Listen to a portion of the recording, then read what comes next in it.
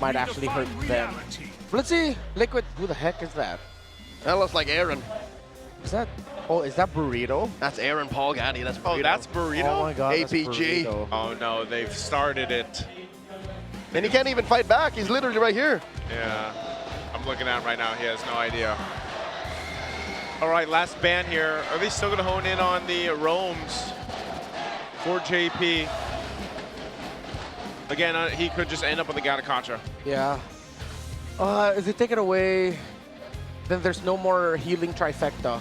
If they don't take away, Liquid most likely ends up with just the only revitalized roamer. Because even Box is gone.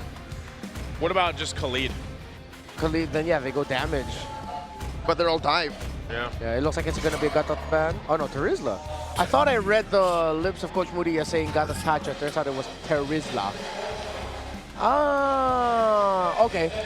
Seeing the gaps of the hero in the mid and the fact that a Terizla going into the EXP lane would have meant that they have a really good option. Liquid are still kind of soft stuck into the fact that this Freya might end up in the EXP with it being uncomfortable. Still, Sora's open if they want to, but then again, with the Fulvis around. Yep. Whoa, did Falcons just solve Liquid after 2 games? I mean, they still have a lot of good options. So far, it seems like they saw them in the draft. Gameplay-wise, it's still a 50-50. Yeah, for sure. Well, that was a big part of the problem for them, those first 2 games, was solving the draft first. There it is. TL will go ahead and grab Sanford's Yu Zhong. So now you have an idea, right? Where things are falling into place. Yep, obviously, that paints the picture for us. Ain't no more tricks. Yeah. Tom. Red 4, suddenly they're honest. Yeah.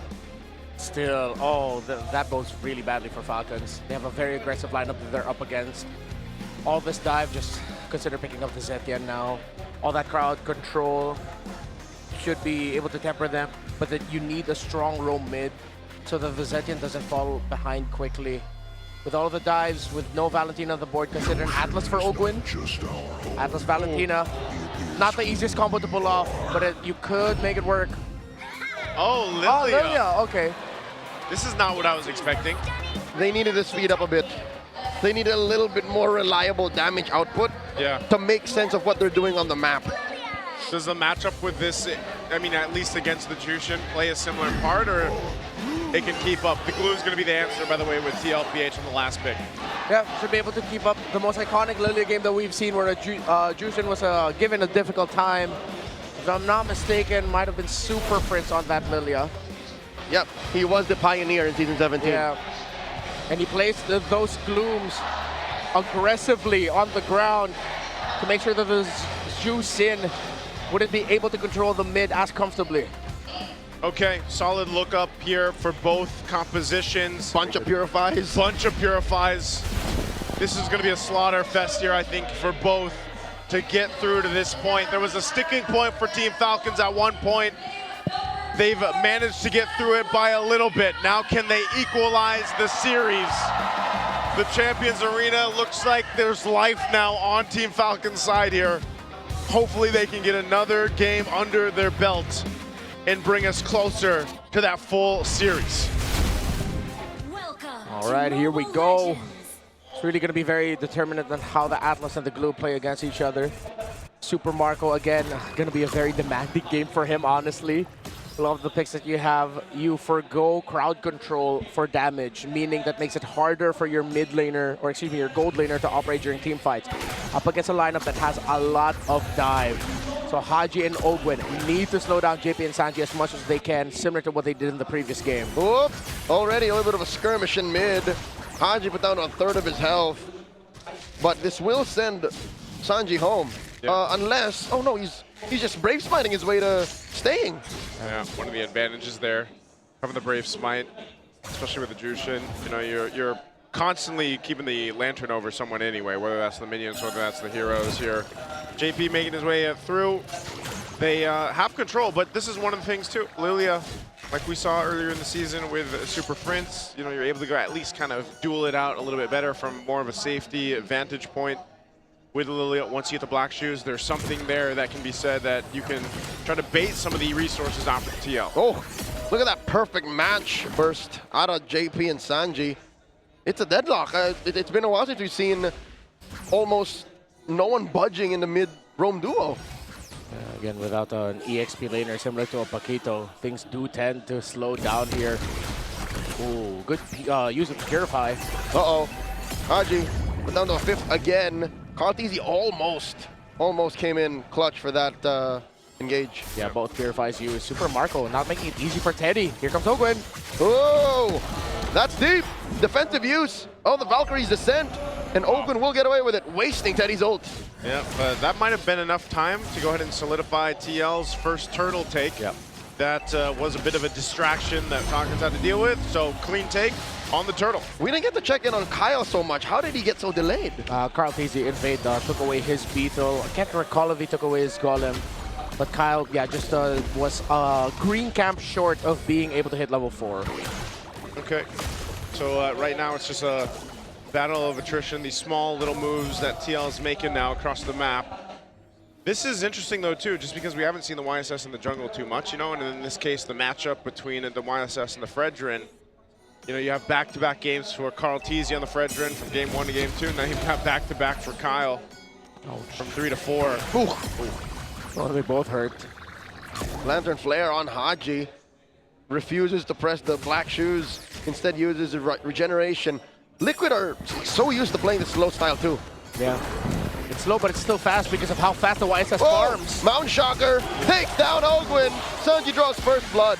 That's one of the difficult things, right? When there's a blue across from you, there's always that potential to kind of cause some chaos in those team fights, and then before you know it, you're being brought back, and then you can't escape. Ogwin looked disappointed in himself that he gave away such a meaningless kill. Not to mention using the flicker. Yep. Yeah. Committed the flicker as well.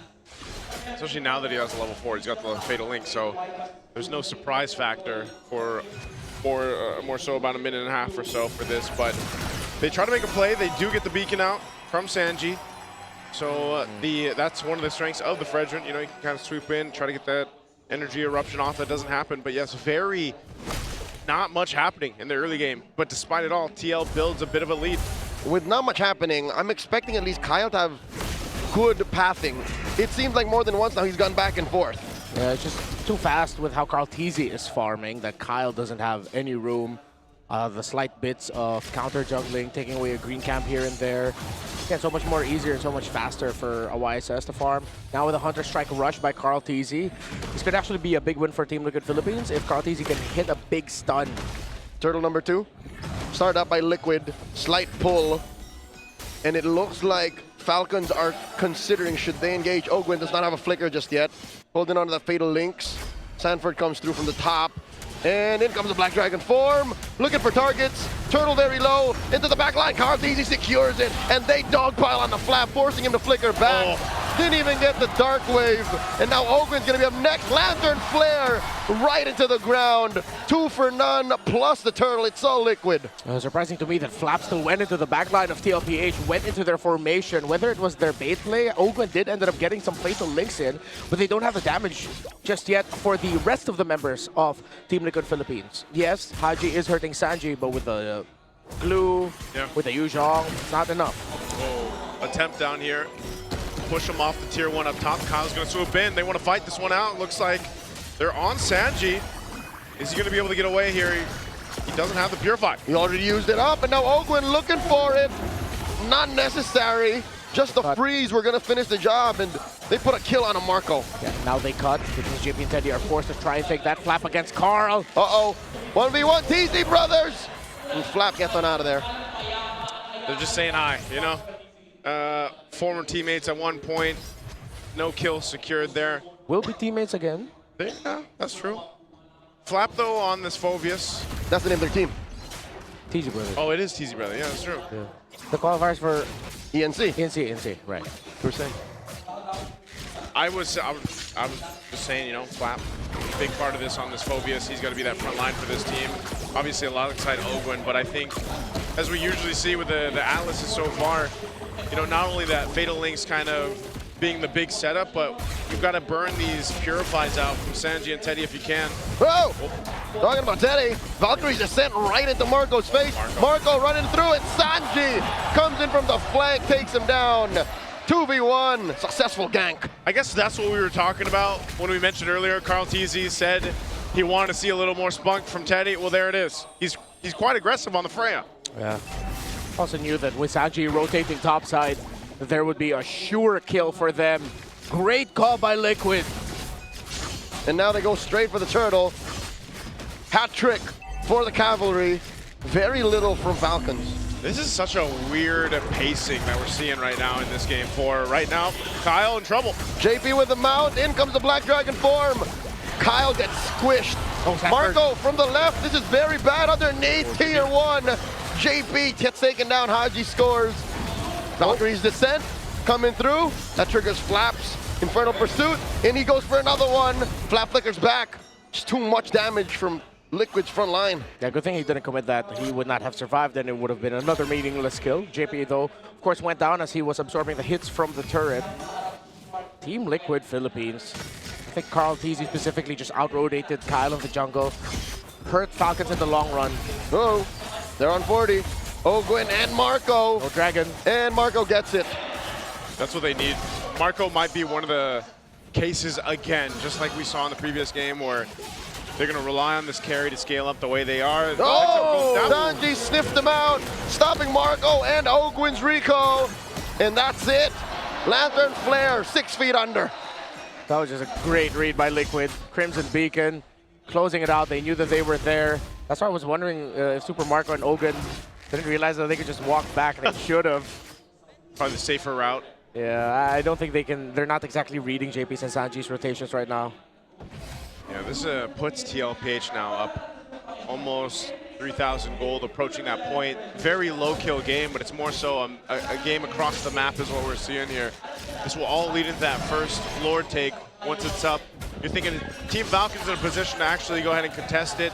You know, you got 2 big items for Super Marco, but if he's caught out without the Purify, as we've seen, there's just a little bit too much crowd control to deal with here from Team Liquid, especially, once again, dealing with a Jushin in the hands of Sanji. Really feels like that YSS was a checkmate response to the Fredrin jungle, just with rotational speed alone. And of course, with Carl Teasy being proactive. Okay, Fatal Links used, but Sanji uses Purify for that. 1 for 1. Can Falcons even use it to reposition? They pull out a Crimson Beacon out of Sanji. That's actually pretty good for Team Falcons, though. Right now, TL still has control, though. There was a push by Super Marco in it. I guess that's enough information for TL just to blitz down the Lord, and they take the tier 2 on the top side. So despite that, they look to put more pressure on the purple side of the jungle of Team Falcons. No commit, though. Yeah. No Fatal Links from Ogwin, so he couldn't try and make something happen. Just a bit of freeze and a bit of peel to send Liquid back. Ice Queen wand for Sanji. So for the map looks good for Liquid. Teddy's been very active. And this has just provided so much space for Carl. Teddy's applied the right amount of pressure. It's not like he's actively looking for fights. Yeah. Sometimes he just pops the form. Yeah, he's just doing what needs to be done where he goes. And that's what made the map so small for Falcons now. Oh, Mountain Shocker. Liquid are saying we want this tier 1. In comes the Black Dragon form. And then they dive in.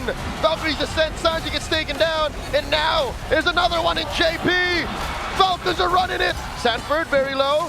Glooms underneath that half dragon. Super Marco wailing away. Finds him. Double kill for Bulletproof. And that's a 3 for none. The punish on the tier 1 push. Talk about greedy. But still, the tower up top is going to get pushed in by the Lord. Kratis is getting chased by Kyle. Okay, they send Flap to take care of the marching pusher. And in mid, they continue. Kyle versus Carl, the man-to-man. In comes Teddy with a Valkyrie Descent, Mount Shucker. Teddy, defensive use of it. And Carl gets taken down between 3 members of Falcons. Might have been too much even for the GOAT. The plan was there, but it was stopped in its tracks by Ogwin and the rest of Team Falcons. Super Marco popped his Purify so that when he would get hit by the turtle boat, and it did, he would not get stunned. He'd take the damage, but at least he still got the free hit. And of course, a momentary taunt as well coming out from Kyle was perfect. And again, energy eruption, right? Yeah, energy eruption. I just remembered it now. He erupted the energy, man. That was just good defense for Super Marco. That's why we were saying earlier, for this game as well, they want to go ahead and lean towards Super Marco on this carry to actually carry through the game, get to that point. So now it's them trying to put pressure on the purple buff of Carl Teasy, but he is going to go ahead and secure it. They will disengage from that. Look at the positioning from Sanford here. it's TL playing in a different way in this one. They sort of have to. That's what we're seeing them throughout this game. They can't just brunt force push their way forward against Team Falcons. They can do it against the 6 other franchises in the league, but not against Falcons, not against their fated rival in the Clash of Titans. Even they have to evolve. Still a massive lead that Falcons needs to chip through for the jungler. And I'm not talking about items, I'm talking about EXP. You cannot go full commit into Lord fights with Kyle 2 levels down to Carl TZ. That's why I think Falcons are now going to have to take the next few moments, seeing if, even though they look better on the defense, if they can get an odd pick or two, recover, recalibrate, and then try to build an advantage through there, because retro battles are just going to favor Carl TZ. Oh, are they going to go for Teddy? They're collapsing over on Teddy on the bottom side. Both Ogwin and Super Marco are there. Lord is up. Teddy wants to keep putting pressure on this side of the map, so JP goes to potentially support him, but they'll keep Teddy there. And Carl TZ will leave this chubby wave up top for Falcons to deal with, as they seem to pivot straight for the Lord push. Yeah, both side lanes being pushed. This is a clear sign for Liquid to just go. And they're going. A third of the Lord down. Mount Shocker plus Black Dragon form committed already. There's the Fatal Links. Where's the response? Carl TZ secures it, and now they collapse onto JP. Flap 18 down. Crimson Beacon out of Sanji, already used to Purify. And Marco throws out these light wheels like there's no tomorrow. Sanford backs off, 2 kills for the Lord. Again, you're seeing Team Liquid make the decision to, hey, zone them out while I secure the objective, and they want to disengage. Carl TZ compromised by Owen. Dark Wave plus a stop, serving up a kill to Super Marco. They pushed here too. Do you know what this feels like? It feels like I'm watching Haji back with Blacklist. Oh man, it's a different style of play, and now the tier 3 turret in the mid lane of the base of TL is going to go down here. Falcons demolish that inhibitor like it was nothing. It was nothing, man. They can still got to deal with the Lord, but the Lords that TL has been taking pretty much resulted in nothing. Because again, Falcons are so much better in the defense. They have a great counter punch, and they're playing around Marco. It's a Falcon-flavored ube. No healing, but it's just playing for your main core, not cores, core, with a Fredrin at the heart of it all. Yeah. Hey, it's like getting to that core of the kunafa. Yeah. What's a kunafa? It's a Saudi Arabian delicacy. Oh, is that the trending chocolate? It's the one with pistachio. It is pistachio, but yeah, it's different. One of these days, I want to try, what is that? Chewy cookie. The Dubai chewy that's cookie. Dubai. Isn't that the same thing? Kunafa? No. Okay, well. A few Habibis have just got, Habibi, what? I'm sorry, I need to be educated. Right now, we're being educated on how Team Falcons has been able to maintain this game on a defensive lineup to protect Super Marco. That's the game plan. And it's interesting too, because Haji, the way he's activating this playstyle on the Solilia, is he's just enough to go ahead and whittle down the health bars, and even having a lantern himself, he's hurting these tankier members of Team Liquid. Yeah, and with JP going down, Sanford going down really quick, there's not enough time for Teddy to do Teddy things on this Freya. This is one of the difficult things about the Freya come into the late game.